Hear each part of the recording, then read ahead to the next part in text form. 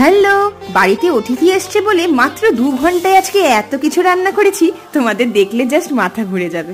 জানো তো, আমরা 2 বোন বলে ছোটবেলা থেকেই মাকে দেখতাম ছেলে হয়নি বলে খুব দুঃখ প্রকাশ করত। বাবা যদিও বলে আমাদের যে মেয়ে হয়েছে না, আমরা খুব ভাগ্যবান। জানো তো, ছেলে হলে যতই যা করো একটা সময়ের পর 19-20 তো হবেই।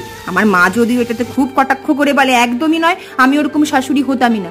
আমি আমার বৌমাকে যত্নে আগলে ভালোবাসায় রাখতাম। আমার বাবা তখন বলে, আমি যে তোমার ঘরে এত কাজ করি, এটা যদি তোমার ছেলে তোমার বৌমার ঘরে করে, তোমার কি কষ্ট হবে না?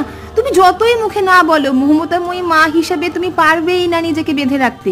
এরকম অনেক ক্ষেত্রে বলা সহজ কিন্তু করা সহজ। ছেলে আর মেয়ে নিয়ে এই তর্ক বিতর্ক আমার বাবা মার কিন্তু আজ অব্দি থামেনি। আমি কিন্তু এখন একজন বাড়ির বউ, আর আজকে আমার শ্বশুর শাশুড়ি আসছে, তাদের জন্য অনেক কিছু আইটেম বানাচ্ছি। তোমরা কোনটা ডিটেল রেসিপি দেখতে চাও কমেন্ট করে জানিও। বাবা ঠিক না মা ঠিক, কমেন্ট করে জানাতে ভুলো না।